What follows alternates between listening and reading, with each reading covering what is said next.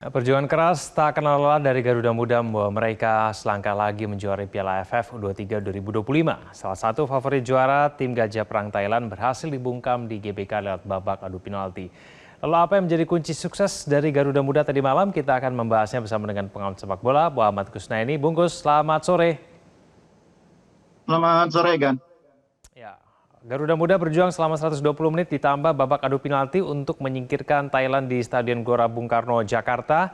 Kita akan lihat dulu bagaimana kemudian proses terjadinya gol. Gol penyama dari Jens Raven di penghujung pertandingan menjadi awal kebangkitan Garuda Muda. Tandukannya menuntaskan umpan sepak pojok Raihan Hanan tak mampu dibendung kiper Thailandnya.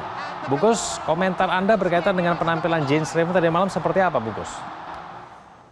Iya, kita tahu bahwa Raven ini kan secara kualitas pemain yang bagus ya, finishingnya itu bagus. Dan itu dibuktikan misalnya ketika lawan Brunei, banyak peluang berhasil dia manfaatkan untuk mencetak 6 gol.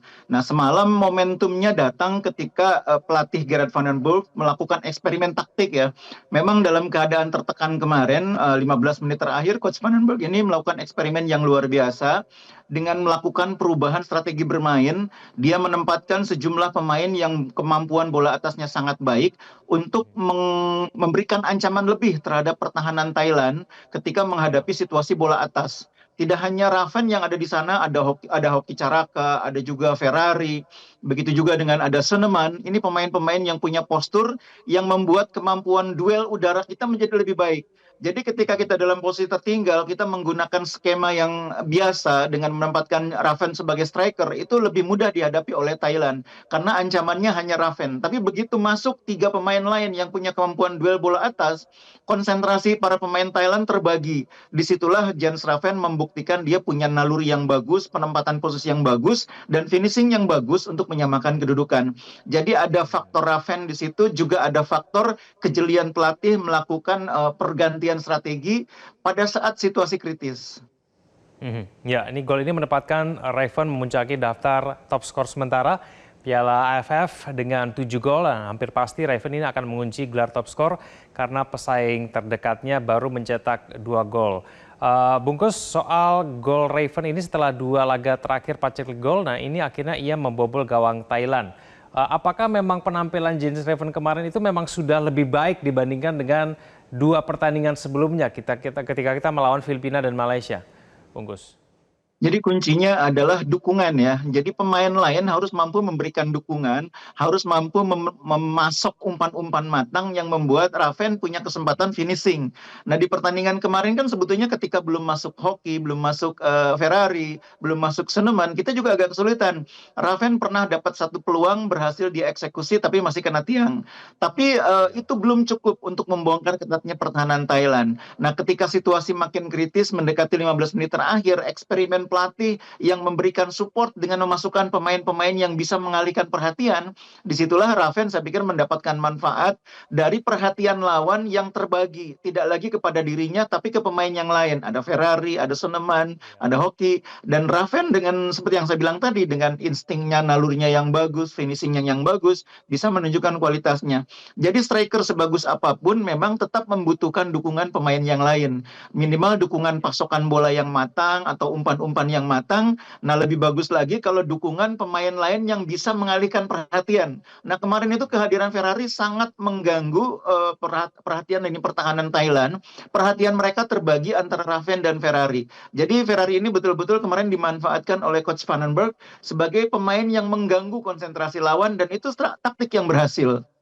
Ya. Tidak hanya Raven, tentu saja performa gemilang kiper Muhammad Ardiansyah ini juga layak diacungi jempol.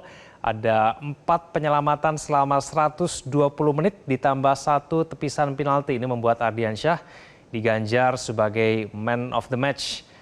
Bungkus, apakah Ardiansyah ini menjadi pahlawan kita tadi malam? Iya, secara keseluruhan di turnamen ini kan memang Ardiansa adalah pilihan pertama ya. Dia sempat tidak bermain karena memang kondisinya waktu itu tidak cukup baik sehingga dimainkan Cahya. Tapi secara keseluruhan memang saya melihat pelatih menempatkan Ardiansa sebagai pilihan pertama. Dan itu hal yang normal karena Ardiansa adalah kiper yang paling berpengalaman main di kasta tertinggi di antara nama-nama kiper yang dipanggil ya.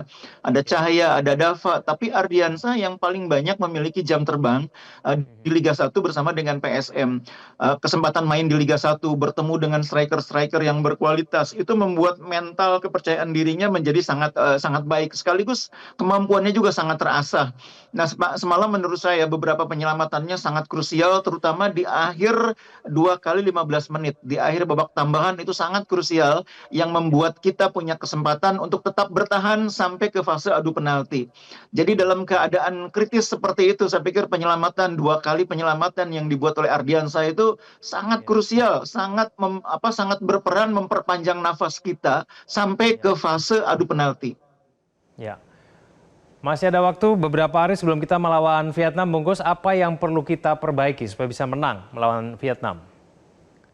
Yang pertama pasti pemulihan ya. Ini pemain semua dalam keadaan sangat kelelahan, sangat down ya secara fisik maupun mental, sangat menurun maksud saya. Ini harus dipulihkan oleh pelatih ya, harus dikembalikan kesegaran mereka secara fisik maupun secara mental sehingga nanti pada saat final mereka sudah dalam kondisi yang baik. Yang kedua, pemain-pemain yang cedera harus mendapat perhatian. Arhan Fikri kemarin belum bisa dimainkan, Jens Raven di akhir pertandingan juga agak terpincang-pincang, Kakang juga Ya. sudah kelihatan sulit kemarin di akhir pertandingan. Ini pemain-pemain kunci yang kita butuh mereka untuk fit pada saat final. Nah, yang terakhir mungkin kita akan menghadapi lawan yang permainannya lebih keras dibanding Malaysia maupun Thailand. Vietnam itu kemarin lawan Filipina mainnya sangat keras. Mereka sampai melakukan 10 pelanggaran berbuah kartu kuning. Nah, ini akan terjadi juga melawan Indonesia. Apalagi Vietnam ini punya beberapa pemain yang sudah matang ya, karena juga bagian dari tim nasional senior. Ada Nguyen Von Truong, ada Nguyen Phuoc Wang Chuang, kemudian ada Puat Van Kang, itu pemain-pemain yang sudah main juga di timnas Vietnam senior. Ini yang akan memberikan mereka elemen kepercayaan diri lebih besar, dan ini harus dihadapi oleh kita dengan tenang, tetap fokus, tidak terpancing.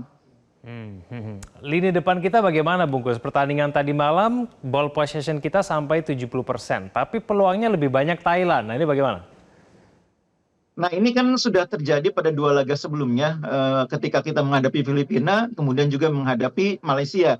Kita dominan dalam penguasaan bola, 66-68%, jumlah passing kita juga 2 kali lipat dibanding jumlah passing yang dibuat oleh lawan, tapi Ya. sebagian besar passing dan penguasaan itu ada di area tengah dan belakang. Ketika memasuki sepertiga akhir pertahanan lawan, kita kurang mampu memiliki kreativitas, karena tidak ada pemain yang mampu bermain between the line gitu ya, di antara lini depan dengan lini tengah. Pemain yang bermain di jalur sempit atau di celah sempit antara lini tengah dengan lini depan. Nah, peran itu biasanya dimainkan oleh Arhan Fikri. Nah, Arhan Fikri Ya. cedera, kemarin beberapa kali dicoba pemain lain, sempat Raihan Hanan dicoba semalam dalam pertandingan babak pertama, babak kedua dicoba Donitri. Tapi memang kualitas kedua pemain ini lebih tepat di posisi natural mereka. Doni sangat bagus sebagai bek kiri, wing kiri, Hanan sebagai wing kanan. Yang bisa main dengan tepat di posisi between the line itu tampaknya masih Arhan ya. Mudah-mudahan melawan Vietnam nanti Arhan sudah bisa pulih sehingga posisi di belakang striker kita ini nanti bisa diisi dengan baik oleh Arhan.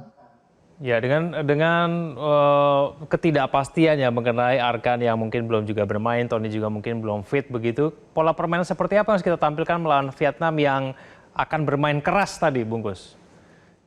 Nah, semalam kita sudah melihat Coach Van den Berg bereksperimen dengan menempatkan Doni sebagai pemain yang mengisi between the line tadi ya. Nah, ternyata memang meskipun sempat cukup efektif, tapi tidak bisa konsisten dimainkan selama 2 kali 45.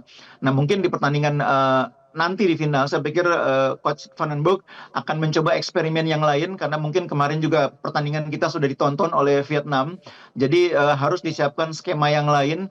Apakah menempatkan pemain dengan karakter yang berbeda, tidak bermain dengan seorang pemain yang bermain di belakang striker, tapi dengan menempatkan 2 striker. Kemarin kan kita sudah mencoba skema 2 striker. Ada Ferrari yang berdampingan secara langsung selama beberapa belas menit dengan Jens Raven. Nah, itu juga salah satu opsi ya, 4-4-2. Di samping mungkin tetap bertahan dengan formasi 4-2-3-1, ada double pivot, di depannya ada satu orang pemain yang berperan atau mengisi between the line. Itu saya pikir opsi-opsi yang masih bisa dipertimbangkan. Semuanya menurut saya akan berpulang pada kondisi pemain, siapa yang siap bermain. Karena skema itu nanti akan sangat berpulang kepada siapa yang bisa dimainkan. Skemanya sudah disiapkan tapi nggak ada yang bisa memainkan juga sulit. Jadi saya pikir pelatih akan melakukan eksaminasi dulu siapa pemain yang siap untuk main di final nanti, dari situ mereka akan menyiapkan game plan-nya. Baik, Bungkus, kita akan tunggu nanti informasi recovery pemain, khususnya pemain-pemain yang cedera. Terima kasih Bungkus sudah bergabung bersama kami di Prime Time News. Selamat malam.